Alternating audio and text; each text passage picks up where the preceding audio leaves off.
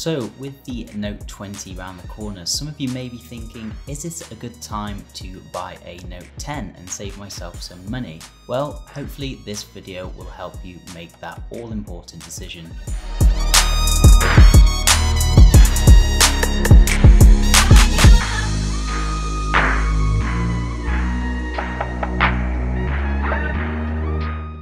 So this is the 256GB Aura Black version. If you wanted more space, you can go for the 512GB version. However, the Plus does come with a micro SD card slot, leaving plenty of room for a 1TB expansion to safely store all your porn.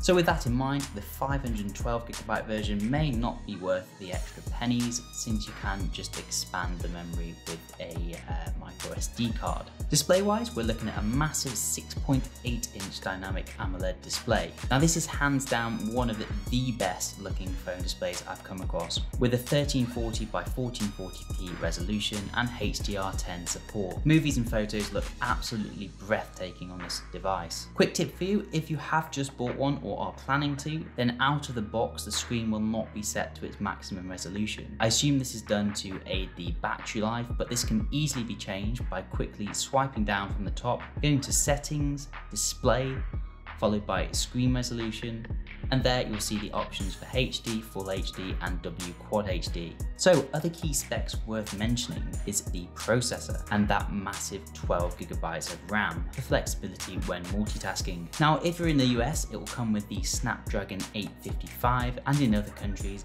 it will come with Samsung's own Exynos 9825. Both are great processors, the main difference being the slightly newer Exynos processor is an octa-core processor and Snapdragon is a quad-core. The Exynos cores are clocked at a slightly lower speed than the Snapdragon, but there's more of them. So bottom line is they both deliver great performance and I certainly have no complaints here. So moving on to the camera specs, which might be what you're all here for. So one of my favourite features of this phone is the camera. I use this all the time and even shoot my YouTube videos with it. It's taken some stunning photos, especially with the wide angle lens. So on the back we have a 16MP ultra wide, a 12MP wide angle and a 12MP telephoto lens, along with a depth sensor for more convincing blur effects. Then over on the front there we have the punch hole, which is actually home to the 10MP front camera. On top of all that, there is a whole host of camera features such as live focus and night mode to help with low light situations. As much as I love the Note 10 Plus cameras, I do have a few issues, mainly being that I feel like when you take a photo, it actually oversaturates the images slightly.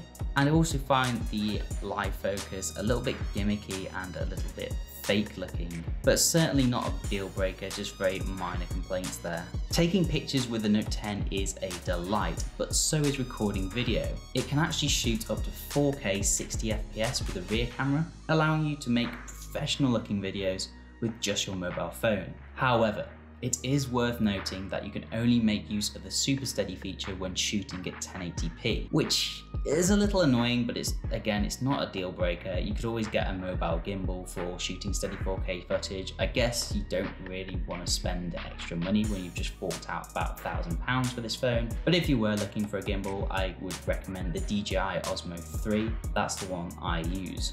On top of this, it is worth giving the built-in video editor a shout out. You can do basic things like trimming down your videos with ease, especially when using the S Pen, even with 4K footage. But an even better option for you than the built-in video editor would be to go and grab Adobe Rush, which is an exclusive piece of software to Samsung devices and offers a feature-rich mobile video editor, which I have actually used quite a few times. So if you are worried about all these great features draining the battery in just a few hours, don't be. At the time of the release, the Note 10 Plus actually had the largest battery ever put in a Galaxy phone. It's home to a 4,300 mAh battery, which should get you between 10 to 12 hours of battery life with medium to heavy usage. For example, I'm personally sat on a train for almost 2.5 hours every single day, and that whole time I'm usually watching movies, playing games, and then on top of that I have my wireless earphones connected, and then I'm listening to music for the 45-minute walk at each end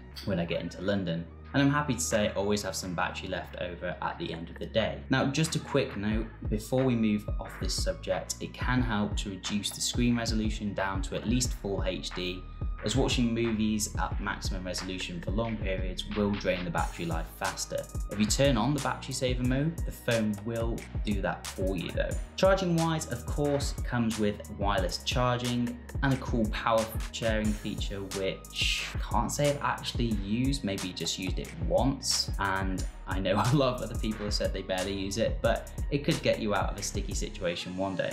Otherwise, the 25-watt charger will get your phone to around 60% battery in just less than half an hour, which is quite impressive. I do find that I'm never actually waiting for this phone to charge. I just plug it in for a couple of minutes when convenient, and that is it. I never have to think about charging the phone, which is brilliant for a phone with this many features. So on to probably one of the main features of the phone, the S Pen. Now, your experience will differ depending on what you do for a living. A lot of people say that they find themselves not touching it. I personally have found it useful for signing documents. As well as this, I also use it for taking quick notes and occasionally controlling the camera. It does have a really nice feature that will convert handwritten notes into text for you, which again I found quite handy when quickly jotting down a phone number or something. There are also gesture controls you can do with the S Pen, but I still find them a little bit gimmicky and don't really get much use out of that feature. You might find some use for it though.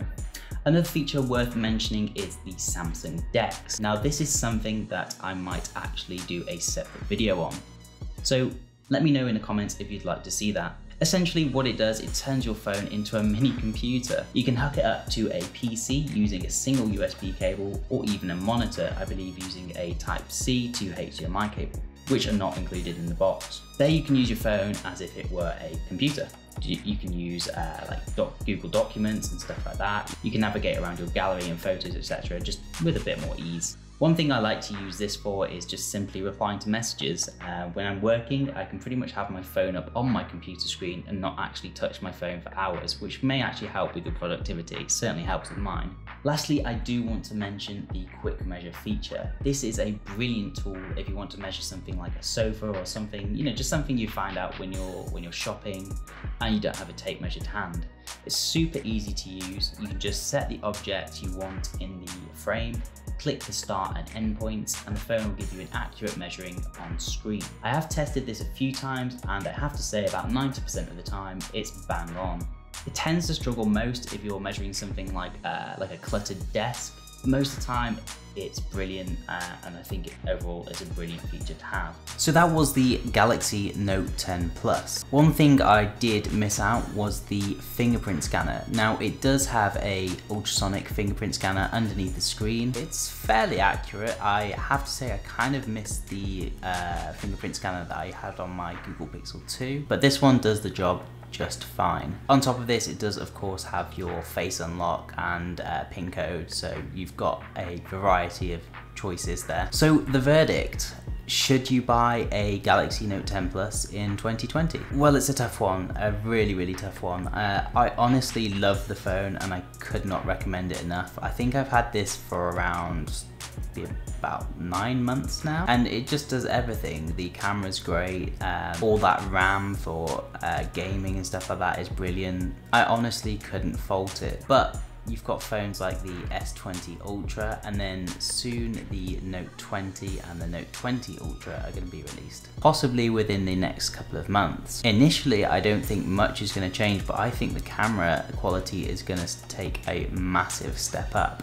So that might win over some of the more creative people out there. But if you are on a budget, honestly, just go for the Note 10. This phone, I believe, is quite future-proof. It's going to last you a good 3 to 4 years minimum. This thing still feels like new. It hasn't got choppy, it hasn't got slow. It is absolutely brilliant. So see what the prices are doing. I'm pretty sure I saw one for around £700 the other day, which is amazing, considering I bought this for about £1,000 when it came out. So yeah, just have a shop around, keep an eye on the prices. I would imagine the new Note 20 is going to be around about £1,000, possibly more. If it does happen to be less, which I'm doubtful, then maybe consider that if it's around the 900 mark, but I'm pretty sure it's still going to be £1,000. So yeah, that pretty much wraps it up for the Note 10 Plus review. Let me know down in the comments what sort of phones you're looking at the moment, and whether or not you would consider buying one of these in 2020. Now the reason I did this video was because my Should You Buy a Galaxy Watch in 2020 video seemed to do really well, so I assumed other people would be